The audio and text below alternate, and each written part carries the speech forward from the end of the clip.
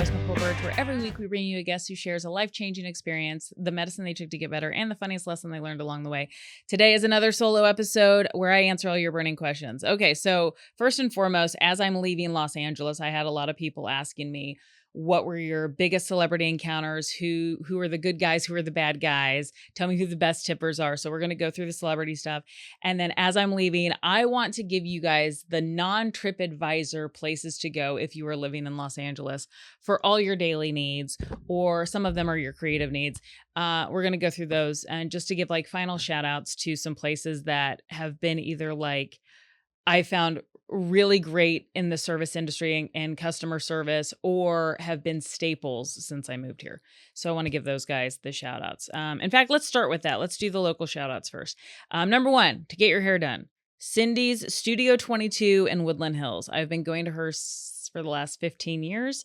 Ask for Cindy. She is absolutely amazing and very reasonable and super, super flexible.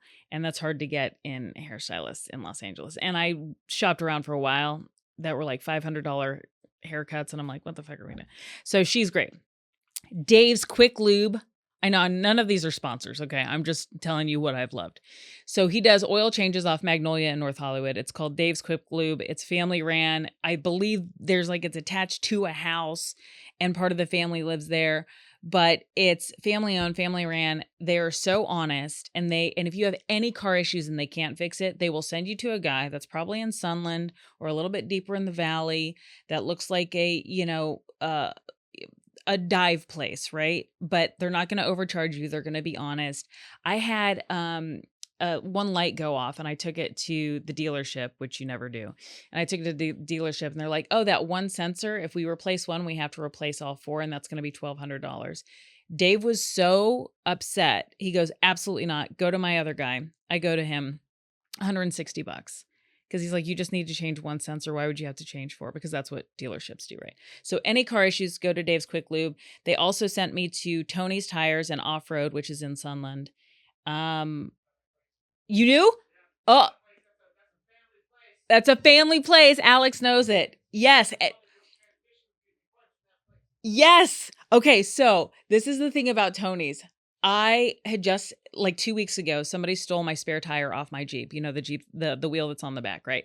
And of course they stole the wheel too, which is such a weird question that I kept getting. I called 13 tire shops. I called Service Tires, Just for Tires, Tires by Mark, or is it Buy Tires from Mark? The Discount Tires, Goodwill? No. Good Wrench? What is it? Yeah.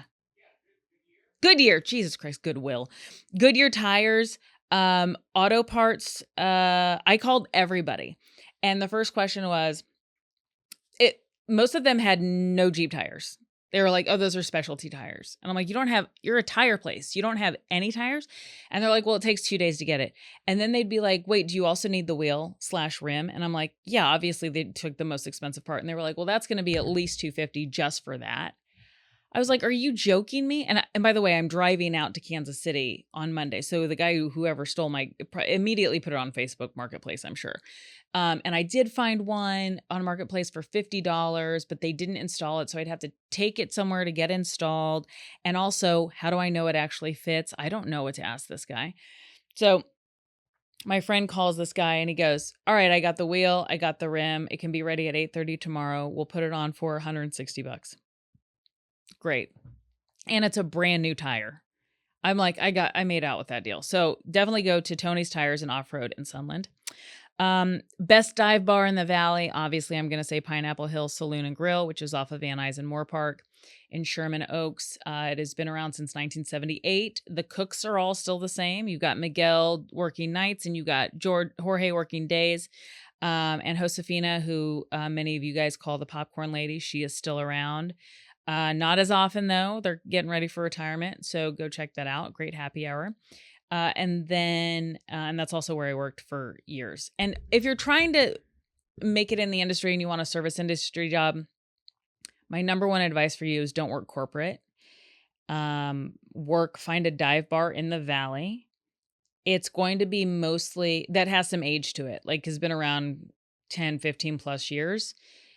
because that's where the industry people go, the behind the cameras people go, the writers, directors, producers, gaffers, grips. And so like there's just this different energy. Nobody's there trying to trying to get seen or anything like there or anything like that. And it's more of a community. It's very much like Cheers. Everybody knows your name. It's really communal, which I really appreciate. And also it's where you're going to make the most money. Because I worked for like PF Chang's and TGI Fridays for years when I was like in my early 20s. And there's just no comparison to what you can make at a dive bar. And then best non-dive bar, fun place that most people still do not know about. And I don't know how they don't know about this. It's a place called Vibrato Jazz Bar. It's Vibrato Jazz Bar. It's not a club. So it's at the top of Beverly Glen. Look it up. Vibrato, Vibrato. It is it's a jazz club, but it's like you sit and eat. It's like high-end food. It's great steaks. It's great drinks. Ask for your bartender, Nelson or Corey. Those are Corey's my best friend. So Nelson's also amazing. But the shows are ridiculous. It's Herb Albert's place, by the way. So like, holy shit. And his daughter runs it now, I think. But the music is so amazing. Occasionally you'll see Seth MacFarlane. He'll be there crooning. The covers are a little bit higher on those nights. But if you also see Tasha Taylor, if you can see Tasha Taylor there, she is phenomenal and she puts on a hell of a show. They also have really good crab cakes. It's like a, surf and turf, but like high end kind of place. It's a great date night. Again, it's at the top of Beverly Glen, and I don't know how more people don't know about it. It's a amazing date night. And they also have a bar, so you can sit at the bar too if it's more casual. I would just call ahead before, because if it's going to be like a sold out show, there's probably not going to be room at the bar. But that is my number one recommendation. And then lastly, if you were in the creative world and you're thinking, oh my God, I would like to start a podcast, or I would like to start streaming on Twitch and I don't know how to get started, go to Petty Cash Studios off of Sunset Boulevard. That's where we're at right now.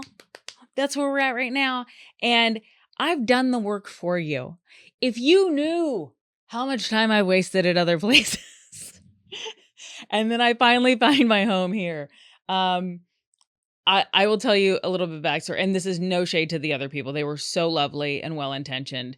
But when we first started doing the podcast, I was, you Google, how much should it cost? What should I spend money on?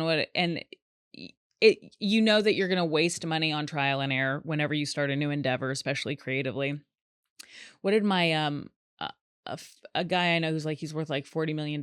His advice to me was, whenever you start a new business, always assume 7% of what you put into it is just going to be a wash, because it's trial and error. Oh, I got that. I got these awesome lights that I love. Well, they actually don't work for podcasting. Or I got this great new equipment and it doesn't work for what you need. Or Nurse Rachel, I just printed out a bunch of x-rays, like poster board size x-rays. And I just realized that almost 9 out of 10 of the clubs can just put them on monitors.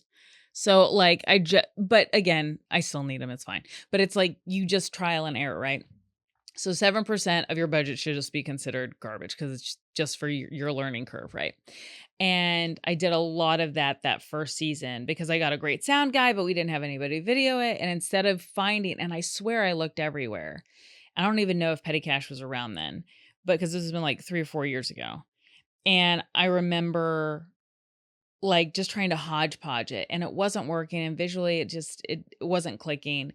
And it was also priced at a point that it wasn't sustainable. I couldn't keep doing this. And then you ask other people that have money and have a podcast, they're like B-list celebrities, and they're like, oh, I spend like $5,000 on each episode. And I'm like, well, I can't, what? How are we supposed to?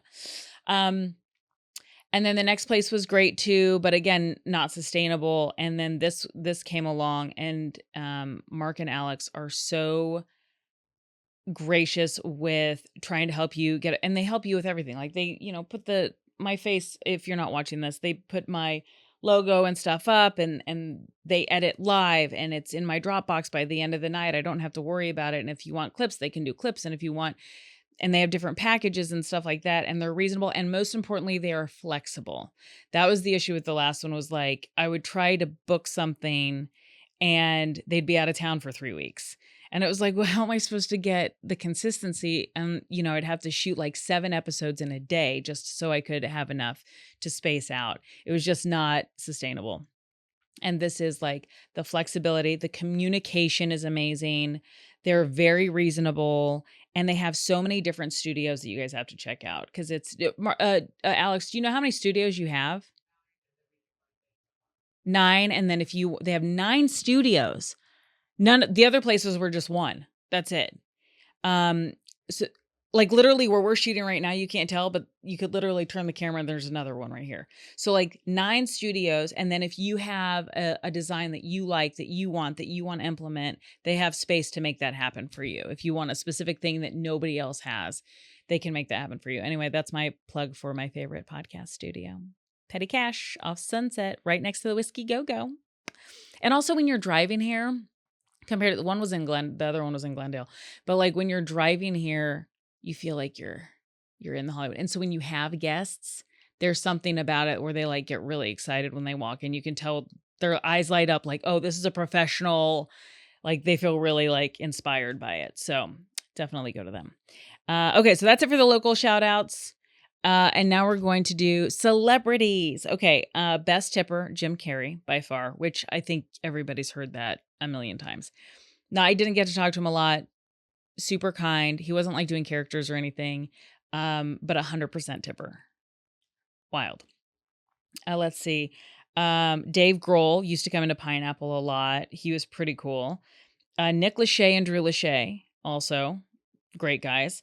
Robert Gossett, he's like from Major Crimes and The Closer and General Hospital. He's become a really good friend of mine.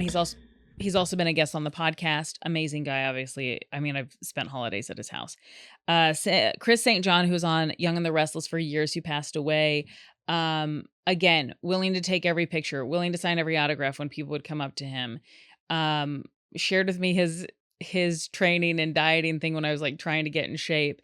Gives you his phone number, like call me if you need anything as you're trying to figure out this acting thing. Liza Coop has also been on the show, who's been in everything. Scrubs, Future Man. I mean, she's in everything. Obviously, her and I have become really good friends and really down to earth. Very, I don't want to say accessible because I don't want everybody reaching out to her thinking that you can reach out, but like I don't want people bothering her. But super relatable, super accessible, and brutally honest. And I love that. Michael Vartan, obviously, if you saw my first comedy special, he was the leading man in the early 2000s. He was the lead in Alias. He was the lead in Monster-in-Law with Jennifer Lopez and Jane Fonda. And of course, he was the lead in Never Been Kissed with Drew Barrymore. And that was my favorite movie when I was younger, and I was obsessed with him. And then 20 years later, I went on a date with him, and everything that could go wrong went wrong. And that's what my comedy special, aptly named Never Been Kissed, is about. So you guys can watch that. But he was so sweet, so lovely. Nothing bad to say about him. If you want that full story, obviously watch the special. And then when he found out that I messaged him and I was like, hey, I've been doing a comedy bit about our date. And I was like, I just want to make sure that that was cool. And he was like, oh my God, yeah, make it a Netflix special. And then we can be famous or something like that. He was being so cheeky about it. So he was always very supportive because you never know how that's going to play out. I mean, luckily I make fun of myself the whole time. I don't make fun of him because there was nothing to make fun of.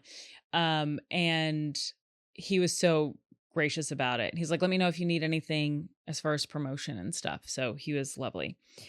And then let's see. Now there's people, let's see. Yeah, okay. So there's people and celebrities that if you're in LA,